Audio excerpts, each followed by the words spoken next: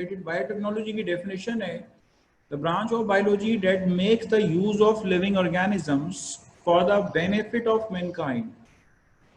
ठीक है, बायोलॉजी की वो ब्रांच जो लिविंग ऑर्गेनिजम्स को इंसान की फलाह बहबूद के लिए कैसे इस्तेमाल कर सकते हैं वो आपको इस्तेमाल करना बताए। ठीक है, that makes the use of living organisms for the benefit of mankind. तो ये बताए कि लिविंग ऑर्गेनिजम्स को इंसान की फलाह के लिए आप कैसे इस्तेमाल कर सकते हैं। That makes the use of living organisms for the benefit of mankind. ठीक है, this is called what? This is called biotechnology.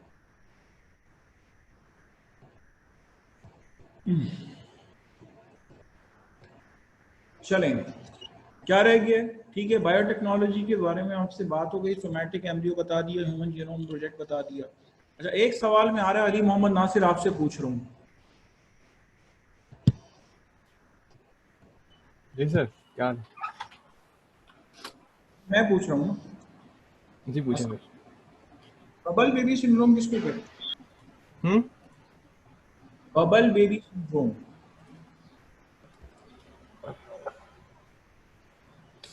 Sir मुझे नहीं पता, आज किसी और को मौका दे। मैं तो आप ही को दोबारा मौका दे रहा हूँ। आया आज क्लास में? जी सर। भैया हाथ तो खड़ा करो।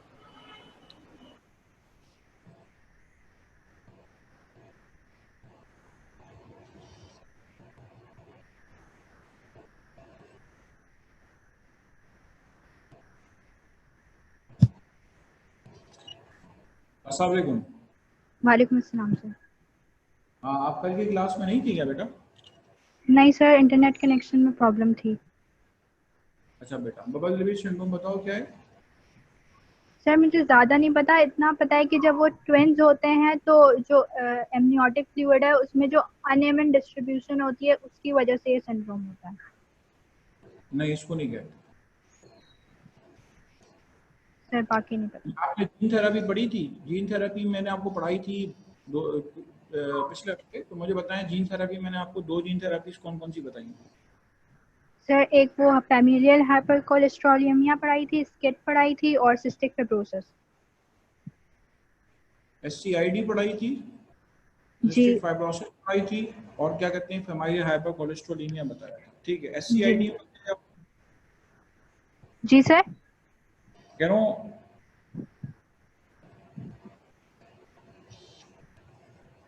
सिस्टिक, उसमें SCID के अंदर क्या होता है? सर SCID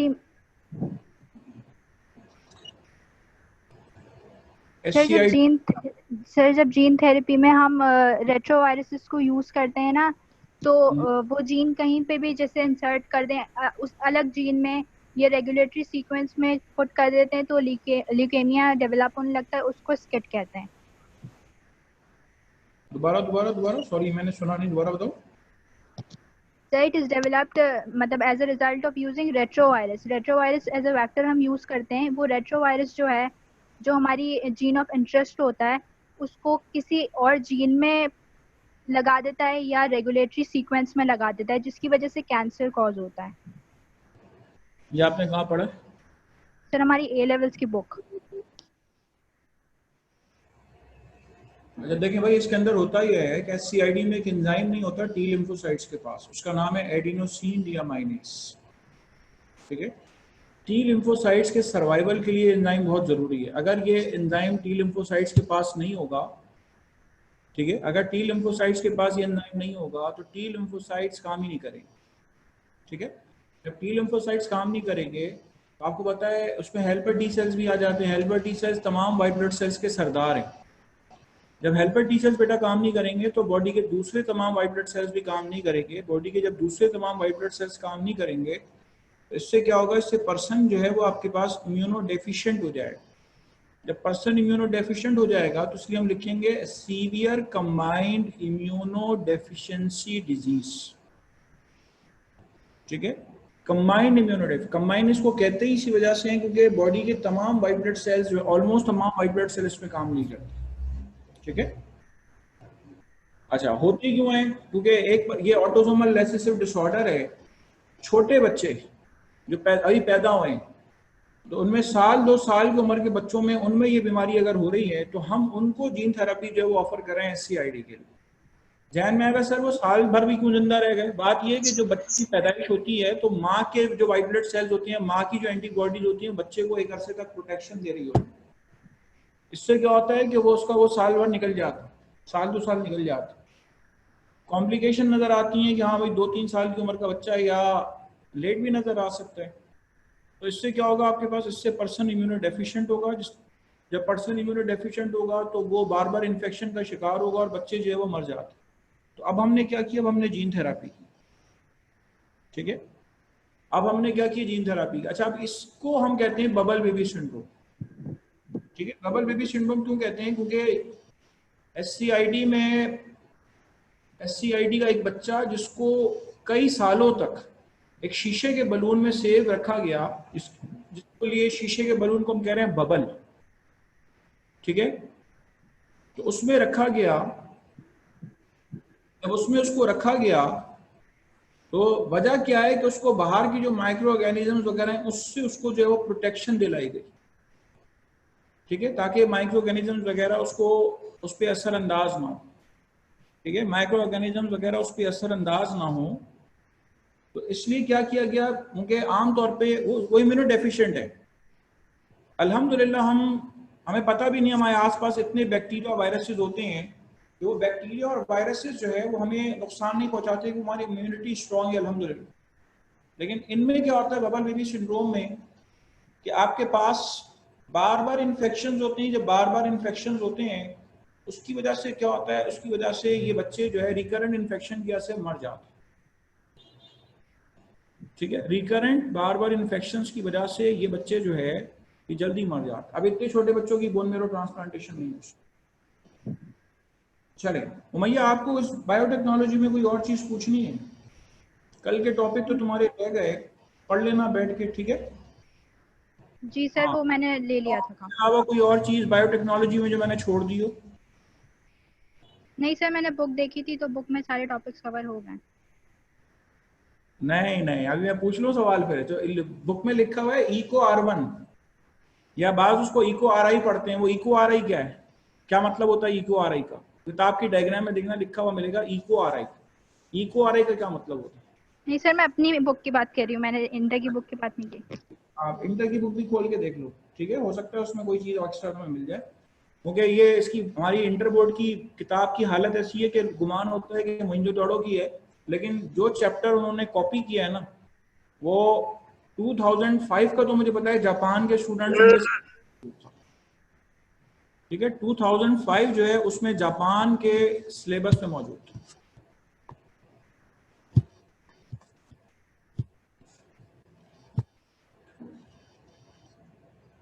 चलिए आगे बात करने जा रहा हूं फर्दर आपसे। नेक्स्ट टू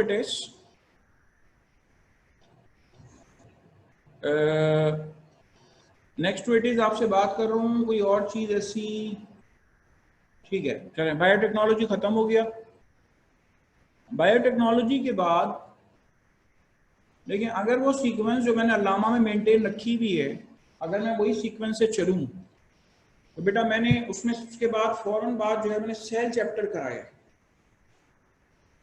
ठीक है। उसके फौरन बाद मैंने जो चैप्टर कराया है वो सेल का चैप्टर कराया,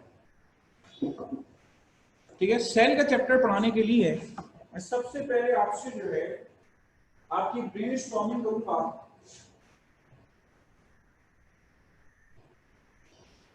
ठीक है। सबसे पहले मैं आपकी ब्रेन स्टॉर्मिंग करूंगा। सेल के चैप्टर में मैं सबसे पहले आपसे सेल मेम्ब्रेन के बारे में बात करूंगा।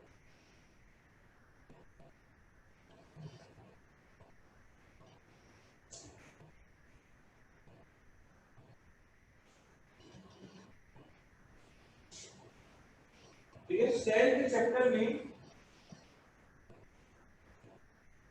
मैं सबसे पहले जो है वो आपसे सेल मेम्ब्रेन के बारे में बात करूंगा,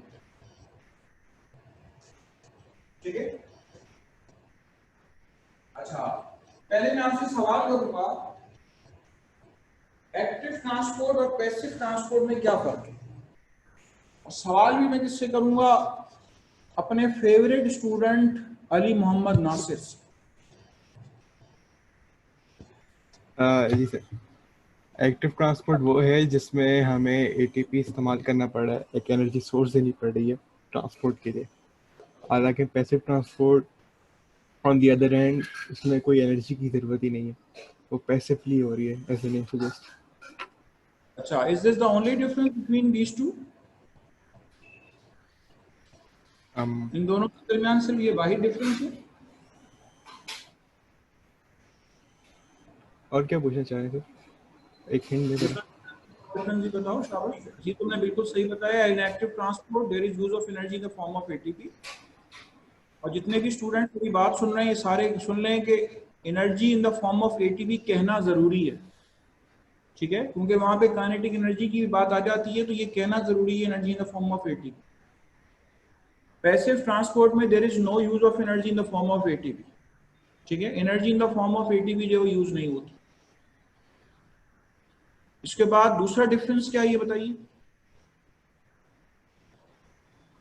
what is the next difference between these to?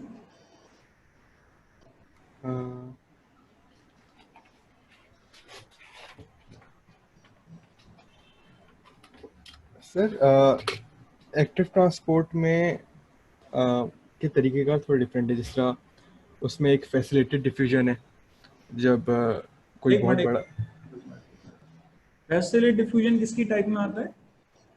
Active no no no, नहीं, पता होता है, मैं तुम्हारा माइक पहले बंद कर दूं। चलें ये कर लेते हैं। पैसिव ट्रांसपोर्ट की टाइप में आता है फैसिलिटेड डिफ्यूजन। दूसरा डिफरेंस सोच के बताओ, बहुत आसान है।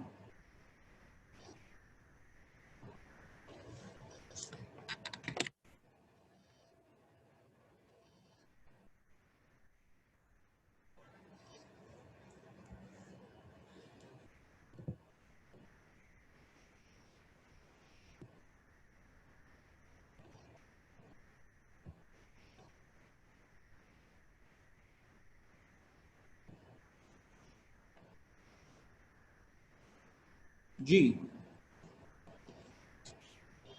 उमैया बेटा आप बता दीजिए, हैंड रेस करिए, बता दीजिए। एक्टिव ट्रांसपोर्ट और पैसिव ट्रांसपोर्ट में बेटा क्या फर्क है, और दूसरा डिफरेंस क्या है?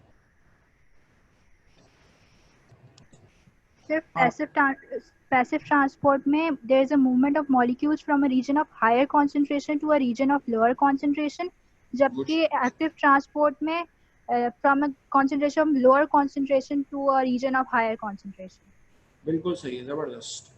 अच्छा बेटा एक और बात मुझे बता दो, आपने मुझे बिल्कुल सही बताया कि from the region of lower to higher in the case of active, from higher to lower in the case of passive. Can you tell me the difference between facilitated diffusion and active transport? सिर्फ facilitated diffusion में हम ATP use नहीं करते हैं, transport proteins use करते हैं जो हमारी सेल मेम्ब्रेन में लगे हुए होते हैं। तो शाबाश, यानी कि हम फैसिलिटेटेड डिफ्यूजन में कैरियर और चैनल प्रोटीन इस्तेमाल तो करते हैं, लेकिन उसमें हम एटीपी इस्तेमाल नहीं करते हैं। लेकिन एक्टिव ट्रांसपोर्ट में हम कैरियर और चैनल प्रोटीन इस्तेमाल करते हैं, लेकिन एटीपी भी इस्तेमाल करते हैं, ठीक है। चलिए मुझे एक और बात बताओ, बहुत इंपॉर्टेंट है, यानी कि मैं भी कहूँ कि मुझसे कोई कहे कि अगले 15 मिनट बाद एनटीएस का टेस्ट है स्टूडेंट्स का, और उनको 2 सवाल ऐसे बता दो कि वो मोस्ट लाइकली आए मोस्ट लाइकली, तो वो इसी एक्टिव और पैसिव ट्रांसपोर्ट से हो सकते हैं। मुझे आप बेटा फैसिलिटेटेड डिफ्यूजन की एग्जांपल बताओ, कहाँ पढ़ी है आपने, बताओ एग्जांपल, कहाँ फैसिलिटेटेड डिफ्यूजन होती है, बताना शुरू करो। सोडियम क्लोराइड चैनल लगा होता है हमारे पास, तो मेम्ब्रेन कहाँ पर लगा होता है सर? सिस्टिक फिब्रोसिस जो है CFTR जीन से होता है, उसमें भी क्लोराइड चैनल होता है, ठीक है, तो वो भी मूवमेंट होती है क्लोराइड आयंस की। जी सर। चलें दूसरी एग्जांपल बताइए, शाबाश। सर दूसरी एग्जांपल हमारी जो नर्व इम्पल्स जारी होती है, उसमें सोडियम पोटेशियम होता है, सोडियम पोटेशियम पंप होता है। मैंने आपसे इस सवाल की वजह से मैंने आपसे पूछा कि एनटीएस में बार बार इसी वाली एग्जांपल के बारे में पूछा है। जब नर्व इम्पल्स जारी होती है तो आपको, अच्छा नर्व इम्पल्स के 2 स्टेप्स बताओ, कौन कौन से होते हैं, थोड़ा डिटेल में बताओ। पहला स्टेप क्या होता है, दूसरा स्टेप क्या होता है? सर पहले पोलराइजेशन होती है, हाइपर पोलराइजेशन, और फिर वो जो रीपोलराइजेशन वाले स्टेप्स होते हैं, वो मुझे मतलब डिटेल्स नहीं पता, पर स्टेप्स ये होते हैं। Depolarisation and there is repolarisation. Depolarisation में कौन सा आयन मूव करते हैं, रीपोलराइजेशन में कौन सा आयन मूव करते हैं? सर डीपोलराइजेशन में सोडियम आयंस जाते हैं, और फिर वापस जब रीपोलराइजेशन होती है पोटेशियम आयंस का होता है। वाह, तो ये डीपोलराइजेशन और रीपोलराइजेशन में सोडियम आयन जो मूवमेंट वो करते हैं, पोटेशियम आयन जो मूवमेंट करते हैं, ये करते हैं फैसिलिटेटेड डिफ्यूजन के जरिए। ठीक है, ये किसके जरिए करते हैं? ये करते हैं फैसिलिटेटेड डिफ्यूजन के जरिए। ठीक है, they move by the help of facilitated diffusion. ठीक है, ये फैसिलिटेटेड डिफ्यूजन के जरिए जो है ये मूवमेंट करते हैं। ठीक है, चलेंगे। और इसके अलावा आपके पास और कोई एग्जांपल फैसिलिटेटेड डिफ्यूजन की? चलो एक्टिव ट्रांसपोर्ट की मिसाल दो जो तुमने पढ़ी। सर एक्टिव ट्रांसपोर्ट में जो शुरू करने जा रहा हूँ मैं, सेल के चैप्टर में पूछे बगैर आप लोगों को सेल नहीं शुरू कराऊंगा, मैं सब बातें आपको बताऊंगा बेफिक्र इंशाल्लाह। लेकिन सबसे पहले मैं आप लोगों की ब्रेनस्टॉर्मिंग कर रहा हूँ। एक बात बता दूं आपको, दोबारा से वही सारी क्लासेस पढ़ाना शुरू कर दूं ना, वहीं के वहीं खड़े रहेंगे अगर सवाल नहीं पूछूंगा। सवाल होने करने से आपके रिफ्लेक्सेस जो है वो काम करना शुरू होंगे और जवाब देने के काबिल बनेंगे। ठीक है, तो रिफ्लेक्सेस जो है वो आपके पास काम उसी वक्त करेंगे जब आप जवाब देंगे। हाँ बेटा बोलो। सर इसमें एक्टिव ट्रांसपोर्ट में सोडियम पोटेशियम पंप है, जिसके अंदर हम एटीपी यूज करते हैं, और जो है हमारा प्रोटीन की शेप चेंज होती है, और 3 सोडियम बाहर जाते हैं और 2 पोटेशियम अंदर आते हैं। सही है, 2 बिल्कुल सही पोटेशियम आयंस अंदर आते हैं और 3 बाहर जाते हैं सोडियम के। Sodium potassium pump. ठीक है, असल में इंटर बोर्ड वालों ने ये 2 और 3 वाली बात नहीं पढ़ी हुई। आप उन्होंने सिर्फ इतना पढ़ा हुआ है कि डीपोलराइजेशन और रिपोलराइजेशन के बाद जब सोडियम और पोटेशियम अपनी पोजीशन रिस्टोर करते हैं, तो उस रिस्टोरेज में क्या होता है कि सोडियम और पोटेशियम ऐसे बाहर और अंदर जाते अपनी जगहों पे आते हैं कि उसमें आपके पास मेम्ब्रेन पोटेंशियल में कोई भी फर्क ना आए, तो वो आते हैं एक्टिव ट्रांसपोर्ट के जरिए। शाबाश। और बताइए दूसरी एग्जाम्पल एक्टिव ट्रांसपोर्ट की। सर रीएब्जॉर्प्शन जो किडनीज में होती है उसके हाँ लिए यूज बिल्कुल, होता है। बारी बारी बताओ। सेकेंड ईयर की किताब में एक चीज लिखी हुई है इंटर में, ascending live of loop of Henle, उसमें लिखा हुआ है कि सोडियम 2 क्लोराइड पोटेशियम को ट्रांसपोर्ट होती है, यानी कि एक ही कैरियर प्रोटीन के साथ सोडियम लगेगा, 2 क्लोराइड लगेंगे और एक पोटेशियम लगेगा। ठीक है, तो उसके लगने से क्या होगा, उसके लगने से, ठीक है, उसके लगने से क्या होगा, उसके लगने से आपके पास ये sodium 2 chloride potassium active transport जो है फिर होगी। अच्छा, मुझे लेक्चर की तरफ आने, एक दो बातें बेटा मुझे और बता दो जो सेल के चैप्टर में एनटीएस से पूछी गई होंगी। दूसरा मुझे बता दो कि हाँ, लाइसोसोम स्टोरेज डिसीजेस आपने बेटा 11th में पढ़ी है? नहीं सर। अच्छा चलो नहीं पढ़ी, कोई बात नहीं। अच्छा, आप मुझे पेरोक्सीसोम्स का फंक्शन बता सकती हैं बेटा? किसका फंक्शन सर? Peroxisome, PEROXISOM, पेरोक्सीसोम्स।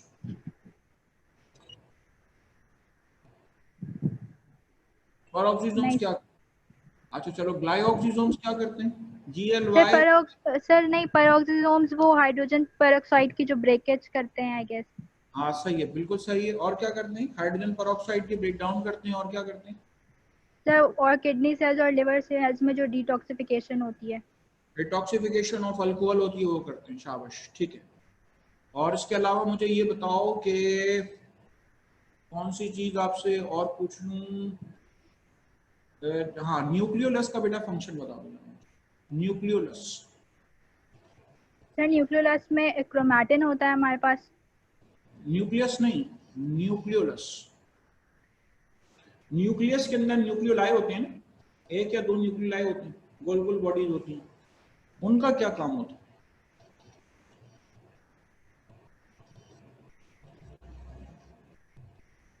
नहीं सर। नहीं, ये तो बताना पड़ेगा, सोचो। सर न्यूक्लियोलस राइबोसोम्स बनाते हैं, क्योंकि जो उनके पास डीएनए होता है उसकी हेल्प से। हाँ, डीएनए तो चलो उसके बाद पड़ा हुआ होता है। न्यूक्लियोलाई जो है वो राइबोसोम्स यानी आरएनए की फॉर्मेशन करते हैं। जी सर। आरएनए की फॉर्मेशन करते हैं। चलें, इसके बाद आइए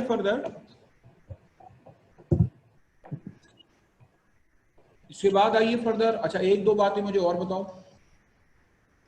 ऐसा मैं लेक्चर शुरू करना है ना, तो फिर उसके बाद पहले मैं जरा अंदाजा कर लूं मुझे कहाँ से जाना है, क्या करना है। हाँ, एक और बताओ कि प्लांट सेल्स में साइटोप्लाज्मिक कनेक्शंस मौजूद होते हैं जो एक सेल को दूसरे सेल से कनेक्ट करते हैं, उसको कहते क्या हैं? प्लांट सेल्स में जो एक दूसरे को कनेक्ट करते हैं, साइटोप्लाज्मिक कनेक्शंस होते हैं वो सर प्लाज्मोडेस्मा, प्लाज्मोडेस्मा। प्लाज्मोडेस्मा, शाबाश। साइटोप्लाज्मिक कनेक्शंस कहलाते हैं प्लाज्मोडेस्मा, ठीक है। दे आर कॉल्ड प्लाज्मोडेस्मा या प्लाज्मोडेस्मेटा। डेस्मेटा प्लूरल है, डेस्मा सिंगुलर। चलो, और क्या बताओगी इसके अलावा मुझे ये बताओ कि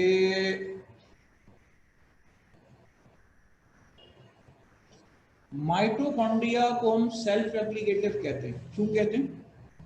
क्योंकि सर उसके पास अपना राइबोसोम होता है, वो उससे खुद रेप्लिकेट हो सकता है। वो दोबारा कहिएगा, क्या क्या होता है उसके पास अपना? सर अपना 70S राइबोसोम होता है जिसकी वजह से वो रेप्लिकेट करता है।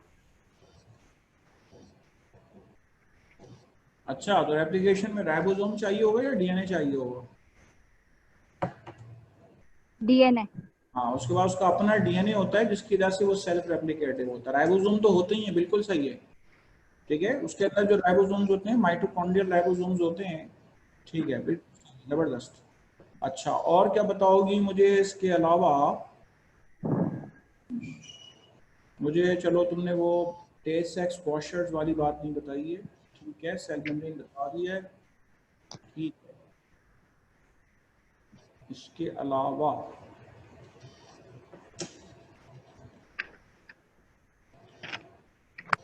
ठीक है, चलें, अब आ जाएं जरा, मैं सेल मेम्ब्रेन की तरफ आ रहा हूँ, शुरू से सारी चीजें बताना शुरू करता हूँ। सबसे पहले सेल, थैंक यू बेटा, जीते रहिए।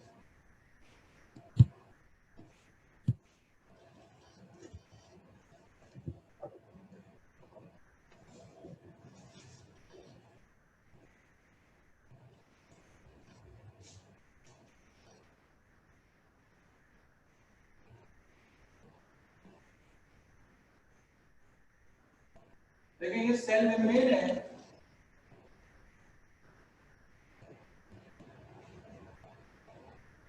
ये होती है इसकी लिपिड बाइलेयर,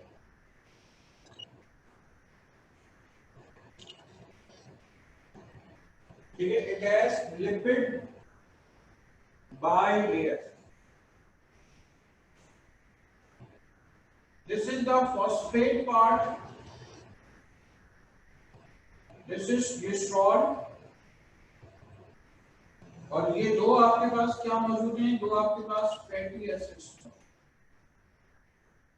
ठीक है, फॉस्फेट पार्ट मौजूद है, ग्लिसरॉल मौजूद है और दो फैटी एसिड्स मौजूद है,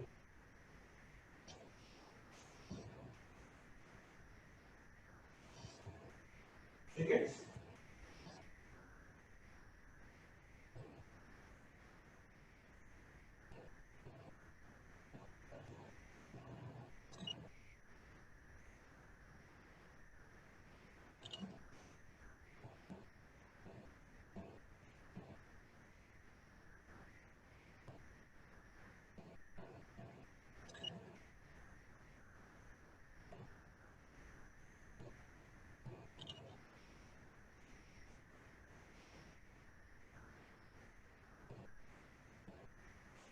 ये लिपिड बाइलेयर, लिपिड की एक लेयर ये, लिपिड की दूसरी लेयर ये, ठीक है, लिपिड बाइलेयर स्ट्रक्चर। इसमें आपके पास ये वाला जो पार्ट नजर आ रहा है, दिस इज हाइड्रोफोबिक पार्ट, और उसके आपको जो एंड्स नजर आ रहे हैं, दिस इज हाइड्रोफिलिक पार्ट, ठीक है, ये दरअसल आपके पास क्या कहलाता है, ये कहलाता है आपके पास हाइड्रोफिलिक पार्ट।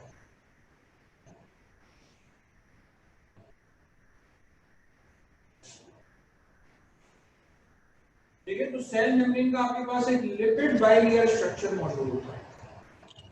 ठीक है, it has a lipid bilayer structure. Okay, इसके अंदर आपके पास प्रोटीन्स मौजूद होते हैं। ठीक है, इसके अंदर आपके पास प्रोटीन्स मौजूद होते हैं।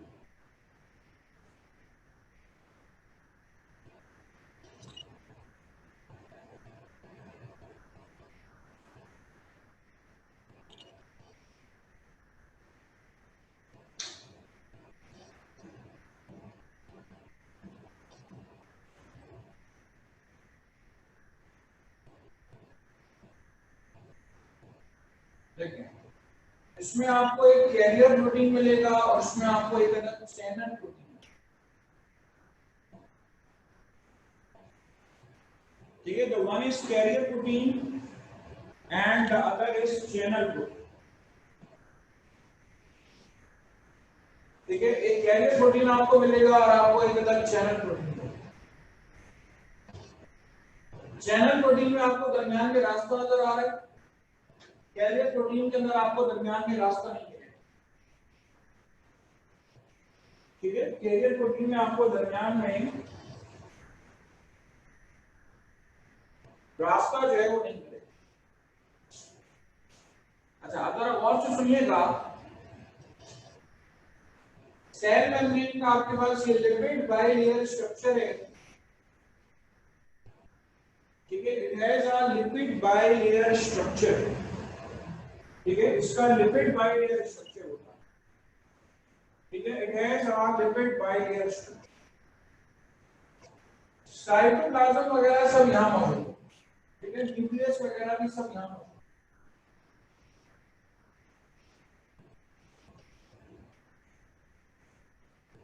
अच्छा, ये जो प्रोटीन आपको नजर आ रहे हैं, ये चूंकि इसके अंदर धंसे हुए, तो ये कहलाते हैं इंट्रिंसिक प्रोटीन्स। ठीक है, these are termed as intrinsic proteins। ठीक है, हम इसको इंट्रिंसिक प्रोटीन्स का नाम देते हैं। ठीक है, they are termed as intrinsic proteins।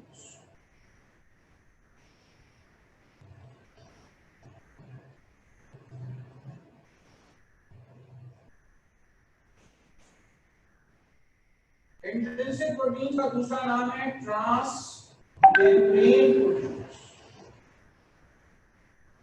ठीक है, they are also termed as trans membrane proteins. ठीक है, हम इसको ट्रांस मेम्ब्रेन प्रोटीन्स का भी नाम देते हैं। और जो बाहर की तरफ वैसे ही मौजूद हो, ठीक है, हम उसको एक्सट्रिंसिक प्रोटीन्स का नाम देते हैं। ठीक है, they are termed as extrinsic.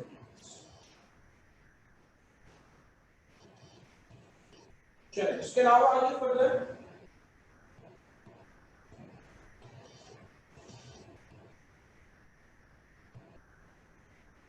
Cell membrane के फंक्शंस की तरफ आइए। सेल मेम्ब्रेन एक्टिव ट्रांसपोर्ट में रोल प्ले करती है, पैसिव ट्रांसपोर्ट में रोल प्ले करती है। This helps in active transport, this helps in passive transport, this helps in endocytosis, this helps in exocytosis। Active transport, passive transport, endocytosis और exocytosis. ठीक है, इसमें आपके पास रोल प्ले है।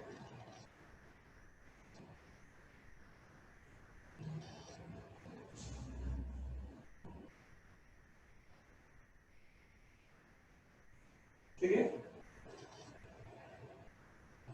Active transport, passive transport, endocytosis और exocytosis, इसमें आपके पास role play करेगा। पैसिव ट्रांसपोर्ट जो है पैसिव ट्रांसपोर्ट जो है इसके अंदर आ जाता है simple diffusion and facilitated diffusion. ठीक है, इसके अंदर आ जाता है simple diffusion and facilitated diffusion.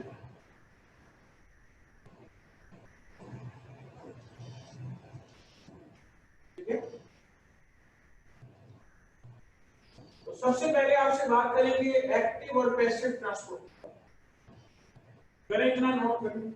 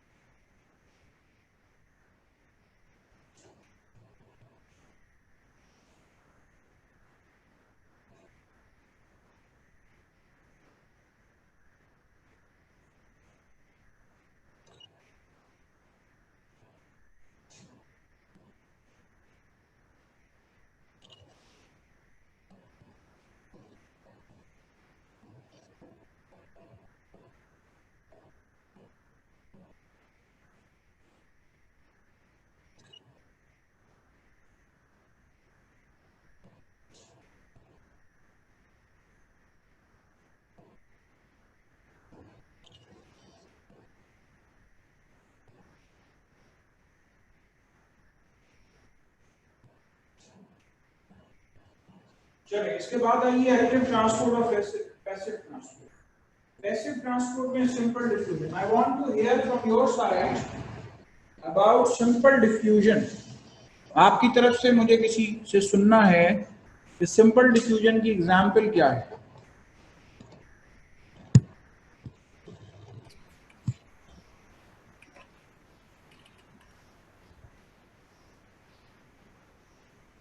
हाँ बेटा बोलो।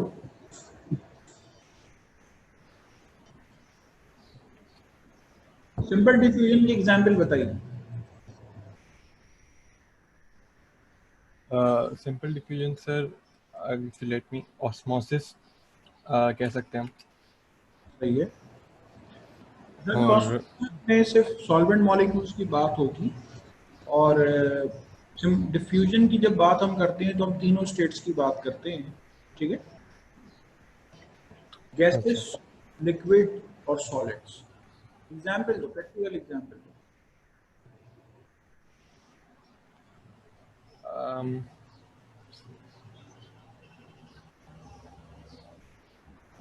अच्छा सर, फैसिलिटेटेड डिफ्यूजन में तो वो आ गया, मोमेंट ऑफ ग्लूकोज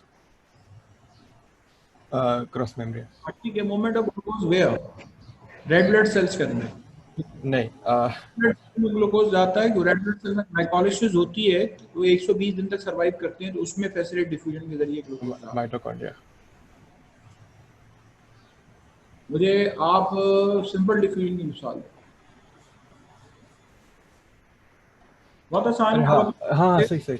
आसान से सर सही है ना, ऑक्सीजन और कार्बन डाइऑक्साइड जो रेड ब्लड सेल्स के वहाँ पे होती है, एल्विलाई पे, वो सिंपल डिफ्यूजन कहेंगे। जो ऑक्सीजन अंदर आते हैं, कार्बन डाइऑक्साइड बाहर ठीक जाता है, ऑक्सीजन जो है वो सेल मेम्ब्रेन को क्रॉस करती है तो सिंपल डिफ्यूजन के जरिए, कार्बन डाइऑक्साइड सेल मेम्ब्रेन को क्रॉस करती है तो भी सिंपल डिफ्यूजन के जरिए। आपको पता है कि कार्बन डाइऑक्साइड की भी डायपोल मोमेंट जीरो होती है, नॉन पोलर मॉलिक्यूल के तौर पे बिहेव करता है। ऑक्सीजन तो होता ही नॉन पोलर है, तो ये जो ऑक्सीजन और कार्बन डाइऑक्साइड है दोनों नॉन पोलर मॉलिक्यूल्स के तौर पे बिहेव करते हैं और ये आसानी से सेल मेम्ब्रेन को क्रॉस कर जाते हैं।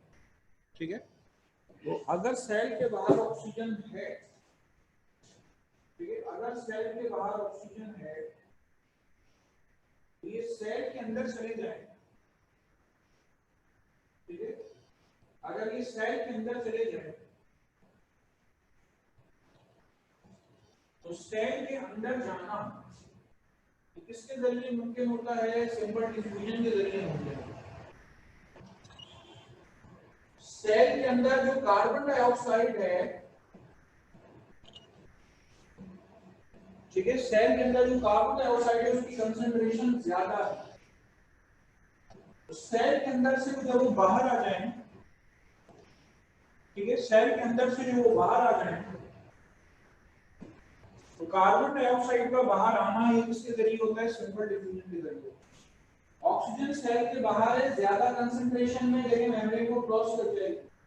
इन प्रोटीन्स के बगैर कार्बन डाइऑक्साइड सेल के अंदर ज्यादा है, इन प्रोटीन्स के बगैर अंदर से बाहर आ जाएगी, ठीक है, इन प्रोटीन्स के बगैर अंदर से बाहर आ जाएगी। तो हम इसको क्या नाम देंगे? हम इसको नाम देंगे that this is the simple diffusion, ठीक है। हम इसको क्या नाम देंगे? इसको नाम देंगे सिंपल डिफ्यूजन।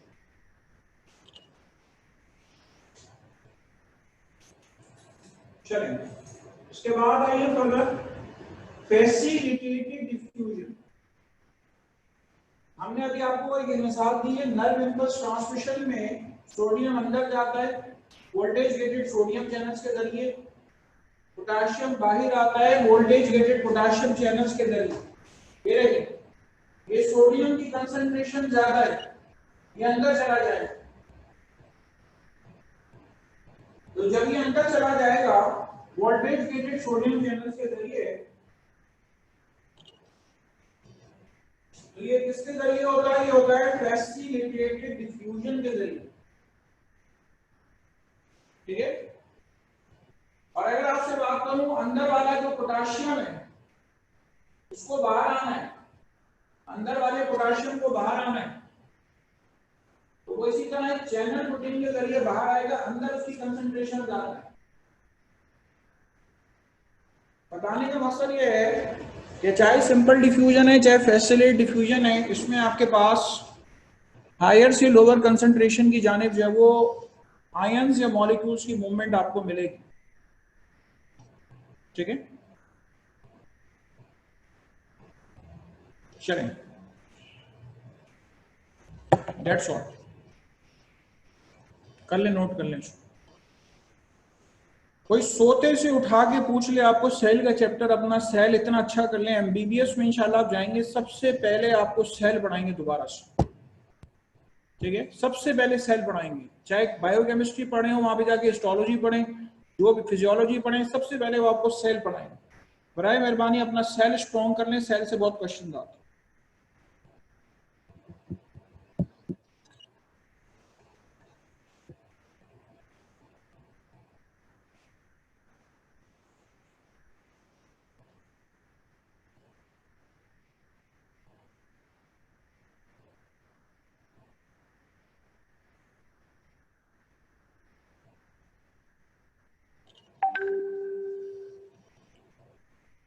चलें,